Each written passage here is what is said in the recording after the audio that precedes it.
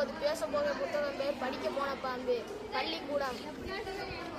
ஆசிரியர் பாட்டு படித்தனர். குழந்தைகள் சேர்ந்து படித்தனர். பாம்பண்ணே பாம்பண்ணே எங்க போறீங்க? நான் பள்ளிக்கூடம் படிக்க போகிறேன்.